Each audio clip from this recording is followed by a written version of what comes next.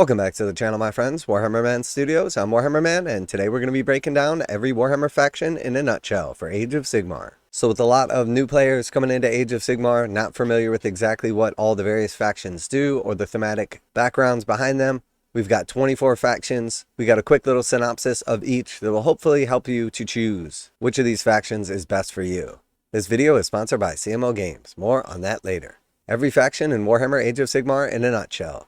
Over the past few weeks, Warhammer community has been publishing in-depth profiles for every faction currently tussling their way through the mortal realms. They're a great way to figure out whose flag you'll be flying when the new edition releases soon.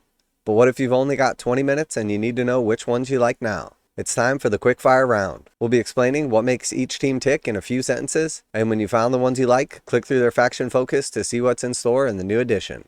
Alright, so Age of Sigmar is basically broken down into 4 main grand alliances. You have Order, Chaos, Death, and Destruction. So let's get started first with Order, aka the good guys. So first we have the Stormcast Eternals. Elite, powerful, and heroic. Immortal champions, more or less, who hit hard, take a lot of punishment in return, and thunder onto the battlefield from the heavens in a flash of lightning. Their elite nature means you'll almost always find yourself outnumbered, but seldom outfought by lesser creatures. Next we have the Cities of Sigmar. Faith, formations, and firepower. The God King's mortal followers prefer to castle up in a sturdy defensive formation, while capable gunners blast away at enemy formations. They're no slouch in combat, however, thanks to their numbers and the fiery demagogues who urge them onwards. Next we have the Lumineth Realm Lords. Skilled, arcane, and arrogant. And these are sort of like the equivalents of the High Elves. The Elves of Hysh are exceptional warriors and wizards with answers for almost every opponent, but they rely on careful elemental harmonies to match the hordes they face. Alright, and then next we have the Sylvaneth. They're sort of the wood elves, a little bit more like tree folky though. Mobile, vengeful, ambushers. The realm of life runs through Alariel's arboreal spirit legions, allowing them to whisk dangerous forest folk between strategically placed woods with airborne insectoid cavalry and skilled archers harry your enemies. Then we have the Daughters of Khaine, sort of your dark elves. Fast, ferocious, and fragile. The bloodthirsty disciples of the murder god, the Daughters of Khaine, are gladiatorial masters of combat who prize speed and agility over armor and can weave potent shadow and blood magics to slaughter their foes.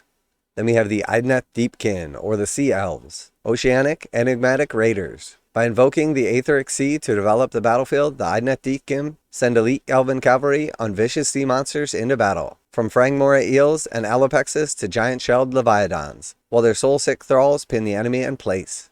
Next we have the Fyreslayers, or the Dwarven Berserkers. Fiery, indomitable, and fearless. Fyreslayers search the mortal realms for gold, fragments of their dead god Grimnir. Their ferocity and raw strength makes them powerful shock troops, while priests and war leaders support the battle lines, and fire-spewing magmadross torch everything they can reach.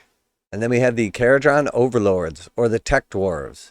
Drilled airborne profiteers. The airborne Duradin Marines of the Kharadron Overlords prize heavy firepower over all else, using their armored airships to rapidly redeploy across the battlefield while ranks of professional gunners and flying engineers keep the enemy at bay with constant overwhelming volleys.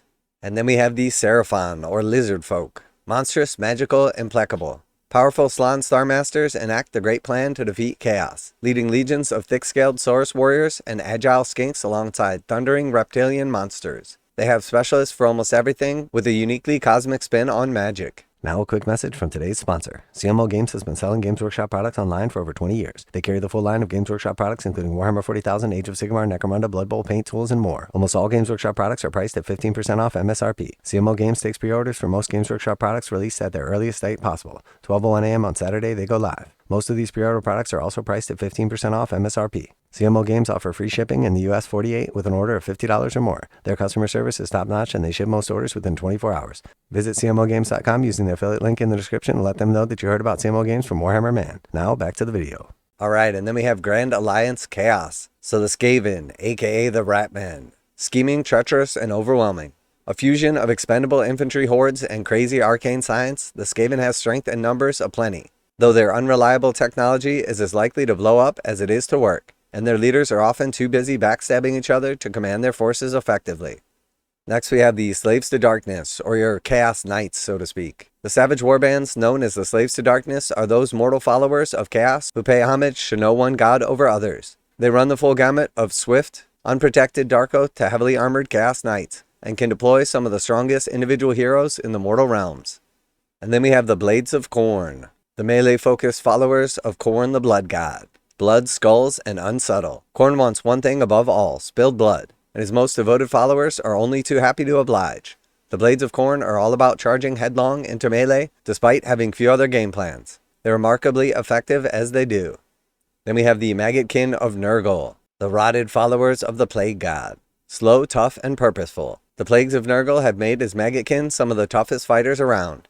They can wade through storms of arrows and musket shot unharmed. And though they move slower than most, their rusted blades and virulent plagues make short work of the enemy when they get there. Next we have the Hedonites of Slaanesh. Truly Hedonites, given in to the excess of Slaanesh. Agile, adept, and beguiling. Where Khorne is raw strength, Slaanesh is speed and skill. The hedonistic mortals who pledge to the Dark Prince are fast, deadly, and difficult to pin down. And their prideful champions are especially good at outdueling enemy heroes. Next we have the Disciples of Tzeentch, followers of the arcane trickster, plots, magic, and duplicity. As befits the followers of the Changer of Ways, the Disciples of Tzeentch are some of the strongest sorcerers in the mortal realms, and their constant powerful spellcasting is backed up by a strong assortment of range fire that few other armies can match. Alright, and next we're on to Grand Alliance Death, the Soulblight Gravelords, undead legions commanded by vampires, vampiric monstrous minions. Powerful vampiric lords leading masses of undead. What's not to love? Soulblight vampires are the pillars of this diverse faction and are often powerful both physically and magically, while undead knights and horrifying beasts add some punch to their mobs of skeletons and zombies. Next is the Osiarch Bone Reapers, the Undead Harvesters, martial drilled legions. The Osiarch Bone Reapers are the professional soldiers in the realm of death, matching the discipline and tactics of mortal regiments with the durability of their artisan-crafted skeleton bodies. When infantry power alone won't cut it, they can unleash lethal bone constructs to crush the enemies. Then we have the Night Haunt, legions of ghastly undead, chilling, ghostly hordes. Acting more like swirling cloud of vengeful spirits than a cohesive army, the Night Haunt specialize in charging in and out of combat in a never-ending swirl of ghostly blades. Though they are fragile and can't afford to be stuck in a prolonged fight, their ethereal bodies mean many weapons simply pass through them harmlessly. Then we have the Flesh-Eater Courts, delusional ghouls, crazed feudal cannibals. The crazed and blood-hungry monsters that make up the Flesh-Eater Courts believe themselves to be shining knights and nobles, kept under a collective delusion by their king Usharan. They hurl themselves into combat without a second thought for their safety, and their leaders can summon even more ghouls to the battlefield should they need an extra body or 10. Then we have the Grand Alliance Destruction, Ironjaws, the heavily armored orcs, armored belligerent hooligans. Ironjaws are the biggest and toughest orcs around. Clad in heavy plate armor and wielding crude weapons to deadly effect, they put everything into bloody combat where their strength and resilience wins through attrition, and act like a brutal hammer where everything else on the battlefield is a nail. Then we have the Cruel Boys, tricky swamp orcs, cunning, brutal, and vicious. The brains to the Ironjaw's brawn, the Cruel Boys are a devious and cunning culture of orcs who would much rather stab people in the back. They have a balanced roster of troops and monsters that can find an answer for any kind of prey they need to kill, backed up by deadly tricks and swamp magic. Next are the Gloomspite Gits, magical mushroom goblins, tricks, troggoths, and squigs. Though grots are weak and puny, the strange mushrooms cultivated beneath the glare of the bad moon turn them into fiendish little beasts who throw huge mobs of biting, stabbing troops into the battle alongside vicious carnivorous squigs and plotting troggoths. Next are the Sons of Bahamut, also known as the Giants, massive, mighty, and monstrous. Gargants of the Sons of Bahamut tower over all other factions in the mortal realms, crushing lesser mortals underfoot and sweeping alongside entire regiments with swings of their crude weapons. This immense power comes at a cost, however. It's rare to have more than a handful on the battlefield at once. And last but not least are the Ogre Maw tribes, chunky ogre cannibals. They're hefty, brutal, and hungry.